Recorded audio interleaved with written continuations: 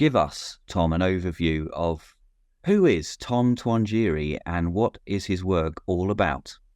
Tom Twongyeirwe is the coordinator at the Universal Coalition of Affirming Africans in Uganda, which is the first coalition of religious leaders in Uganda working to advance inclusion of LGBTQ plus people in faith spaces, but also in our communities. That is a very succinct answer, Tom. And I know there's a lot more to it than that. I've got to start with something, Tom, because unless we address this particular question, the context is going to be missed. How are you continuing to work for inclusion in faith-based spaces and communities when the Ugandan government has passed legislation that makes the promotion of homosexuality illegal? I will not say that it is easy, but it is more to do with personal values and what I stand for example. And I am not on my own. I have a team and we have partners as well, a number of organizations that are doing the same. We might be working in different sectors, but we are working to achieve the same objective. It is more to do with what we want to see. Like, we are also Ugandans, even if the government and gay religious leaders are like, you can't be gay, you can't be Christian, and you can't be Ugandan all at the same time. But here we are saying you can actually be a Christian, you can be gay, and you can be Ugandan, because we are all Ugandans. And we have a right to say, like to speak up. But also our partners, especially in the diplomatic world, are so much helpful because we are living in the global village. So even if we have a law at the moment that it is an act of parliament and anybody can be charged, but for some reason we can still maneuver through, because for all the years that we have done this kind of advocacy work, we haven't done bad things. We have partners in the government as well. They know us, for example, on a personal level. Somebody knows Tom as Tom, knows Tom as a gay man, or knows Tom as somebody who is said to be breaking the law because of advocating for people who cannot advocate for themselves. So such kinds of people are still there, even if they are kind of behind the curtains, but they are still there supporting us. You know, obviously the environment for you advocating for LGBTQ plus inclusion has become more challenging since the legislation was passed. Firstly, are you still able to meet in your building, or is it out of bounds to you now? We use it on some days and other days we do not. When everything was going south at that moment, it was so much risky for anybody to be in a building like that, doing the kind of work that we are doing. So we were working from home. We worked from home for 2 months-ish.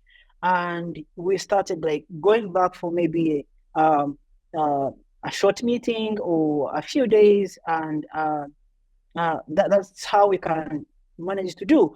But also, as I mentioned, there are some partners who don't actually care.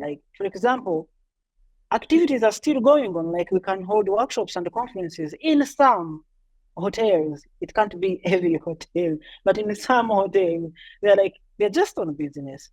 Well, are you coming for a workshop? Yes, we are coming for a workshop. After you pack your bags and go back, yeah, that's all right. We shall serve you and then go. Do your business and then go.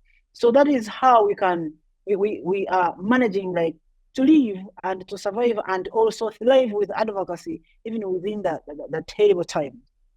Tom, it's an extraordinary thing for me to hear, and a massive change in the environment for your work, even since I last visited Uganda, when you were basically able to work openly. Your work may not have been welcomed at every level, but it was still legal and you could still do it freely. And here you are, just a couple of years later, working almost in more of an underground way, which is quite extraordinary for us to see here, and makes our partnership with you, I think, one of the greatest privileges, because we're able to help and serve you in very difficult circumstances. What would happen, Tom, if your work was discovered? At the moment, I would definitely go to prison. That's definitely the number one, sadly, even if I hate to say that. But we also have lawyers who would represent me, for example. I have no idea if I would be charged because there is a possibility, because now we have a law that is very clear.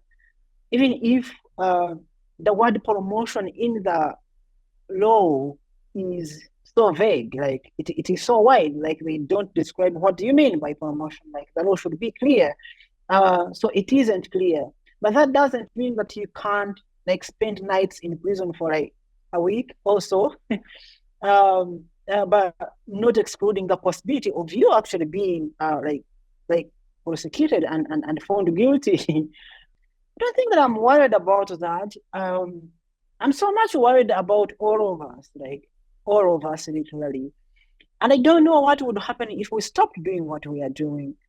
Truth is, everybody is now at risk. Like whoever is involved in this kind of work is at risk, because anytime, at any moment, you can find yourself in prison, or you can find yourself in trouble by angry community members. Actually, better in prison, because you would be like, you wouldn't get killed or something like that. Have you seen any evidence in Uganda of people using this legislation in order to play power politics with other people?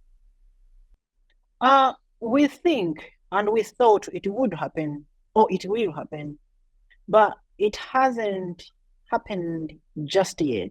It has happened to true gay people, like having done nothing but somebody just reporting people. Like of recent, we have had 4 people getting arrested from a massage parlor, being accused of promoting homosexuality through their massage parlor.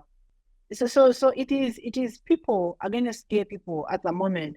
I think that would happen, for example, if it was like a political move or a political triggered law, rather than Anti-Homosexuality Act 2023, because with Anti-Homosexuality Act, the community members seem to be really united, like against gay people generally. So that would make people just be against gay people rather than like being against each other, if that makes sense. Yeah, so yeah, that's how it is at the moment. So Tom, tell me, give me, an idea of how you and your colleagues are, what kinds of things you're involved in at the moment. Are you still working with churches, or is that now impossible? We are working with people of faith and faith leaders, but those who are progressive. I think this is the time that we are kind of like in an emergency situation. Yeah, so we are not really seeking now to change minds at the moment, if that makes sense. We are like, how do we keep the movement together? How do we keep everybody safe rather than how do we change minds? Because I think advocacy also had to do with knowing when it is the right time to do something and when it is not the right time to do it. I don't think changing minds at the moment would really achieve any results. Tom, how has the financial support of the mission team helped you personally and with your organization's work? Initially, support from St. James and Emmanuel Church was meant to help bridge the gap between parents and the LGBTQ plus people, especially trans women who were evicted from their homes, and bring them back together. We intended to use religious leaders. Like, you have been in Uganda before, and you know how religious leaders are almost praised like small gods. So people respect religious leaders. So we intended to use religious leaders mediate these two, a parent and their child. However, at the moment, like as I mentioned, it isn't really the right time to try to take back kids to the parents who kicked them out, because they are even more angry with the Anti-Homosexuality Act and what is happening in the society.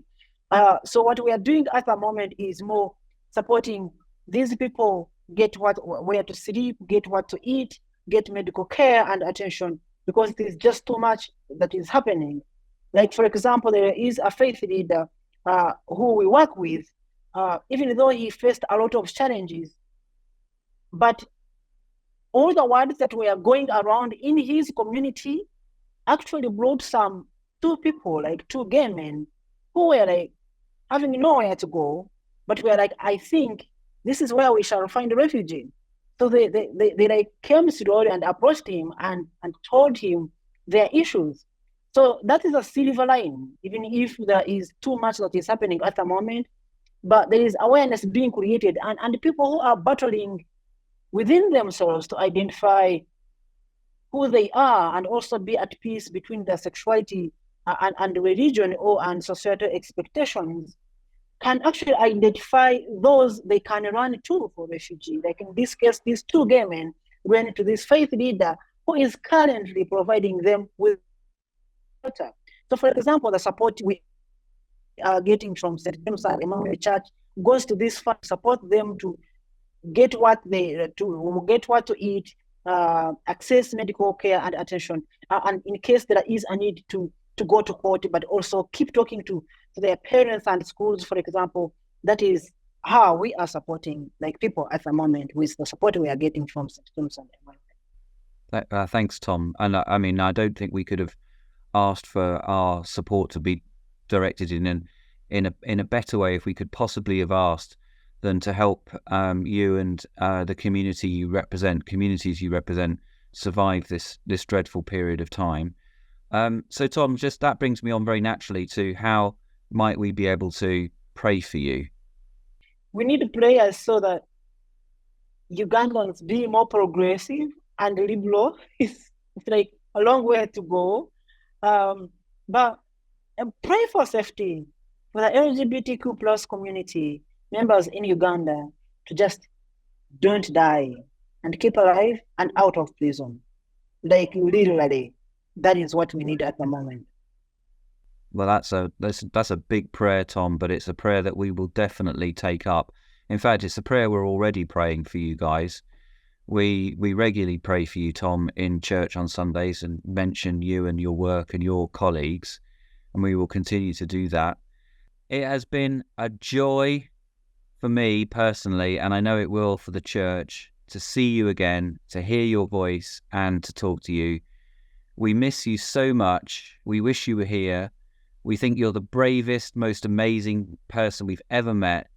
And, we'll always be your friend and we'll always be praying for you. So thanks so much for your time, Tom. Thank you very much, Nick. It's always a pleasure to have a chat with you and to have an opportunity of speaking to the congregation of St. James and Emmanuel Church.